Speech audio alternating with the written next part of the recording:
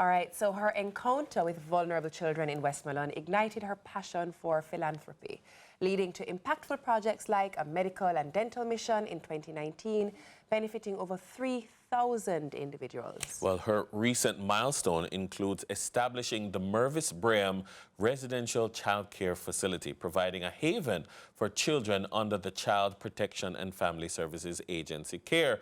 Our special Celebrate Her guest is the founder of the Mervis Braham residential child care facility, Paula Clark. Miss Paula, welcome to Sunrise. Good morning. Good morning. How are you Good doing? morning. How are you doing? I am well. Well, first of all, let me begin by thanking you Yes. for making a difference, for caring about children. It is so important, and what you do must never be understated. God bless you. God bless you. Thank you. Something like this, the creation of something like this, what led you, what's the catalyst for this? Where did the journey start and why are you here today? Okay, so the journey started in 2010. I visited Jamaica from Canada because I'm born here, but I grew up in Canada. So I visited a church. I was invited to speak to the youth. And while I was standing outside in the churchyard, I saw 2 children coming inside the church. They were really unkept. I did not like the looks of the children, and my heart broke because knowing that a child is coming to a place of worship like that moved my heart. So from there on, I spoke, and when I got out, I called some friends in Canada, and I says, we need to do something. We need to do something about Jamaica for our children. Prior to that, I usually do community service in Canada. So I will volunteer at the hospitals. I usually go to 6 Children's Hospital in Toronto, where I volunteer. I volunteer in the shelter, women's shelter with children. So I have a passion for children. And then to see my own children in Jamaica, my own country, that moves me. So on that note, we started to do mission. So from 2011, I believe, until 2018, we and a team, myself and a team, came into Jamaica every year, and we go to Westmoreland, and we serve over 100 children with back to school supply. We team up with Jamaica Boiler, Grace Kennedy, different agencies come on board and work with us. And in 2018, we decided we want to do more. So myself, my brother, and a group of us says, you know what, I have a passion for children.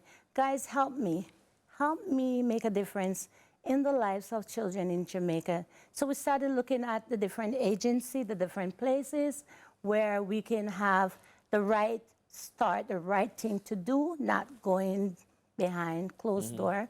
And then we learned about the Child Care Protection and Family Services, and we decided to put our application in to register for a home, and then we looked for a home. And then in 2020, just before COVID, in February, we got our first child. And that was a Tuesday. The Friday, we ended up with 5. And then that's where we started. Oh, wow. You know, as you mentioned COVID, 2020 was a very challenging year. Yes. But it wasn't so challenging that you were daunted. What pushed you through that period? It was challenging. It's my fate. I asked myself the question when we heard the country's going to close down and we started to lose all our sponsors because everybody started to pull back now. Marketing budget goes first, right? So we said, what are we going to do? And we said, you know what? I pray. I said, God, I'm determined to do this because this is a calling on my life. And I didn't just leave Canada to come back and sit back. I came back here for a purpose. Yes.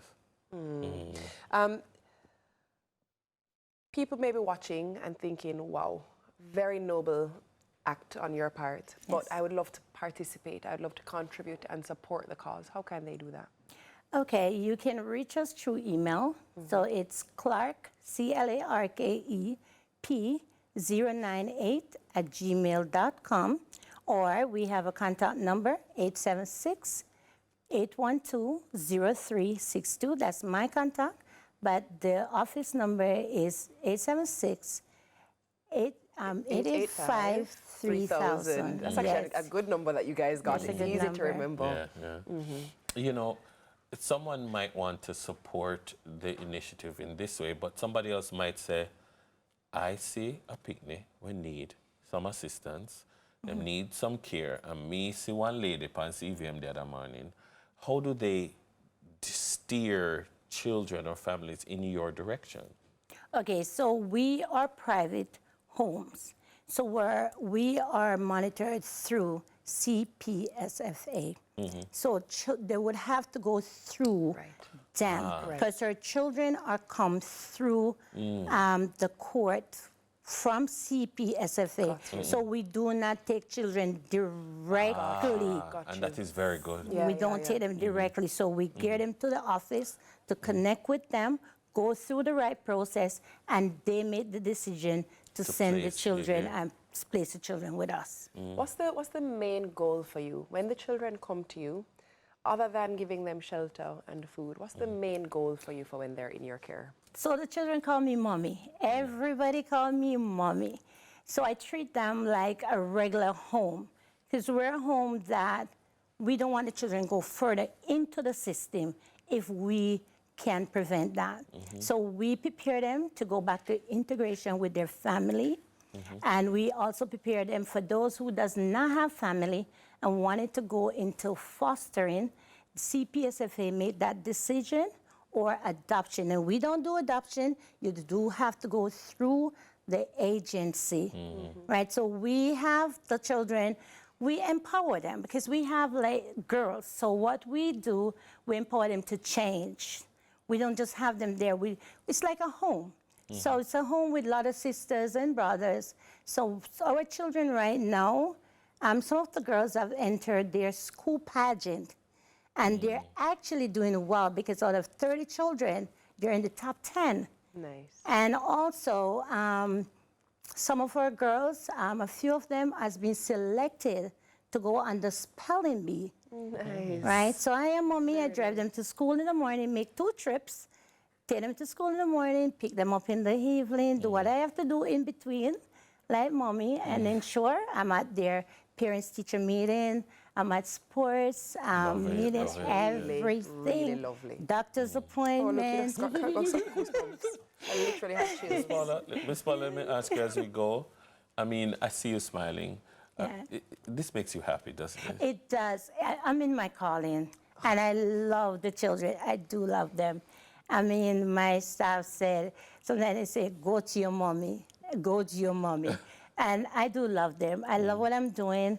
I have not decided that I want a vacation because I am mommy. You know, when you're a mommy and you don't want to leave your children. And I don't think about other things than the children.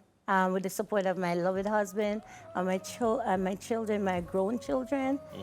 This is my calling, and my friends, and Shelly and It is beautiful Weeks, when you're walking in your purpose. It is beautiful. God bless you. Thank you Oh, so that's the much. perfect song. Well done. Oh, well done. God bless you. Thank you for joining us. Thank you for talking to us.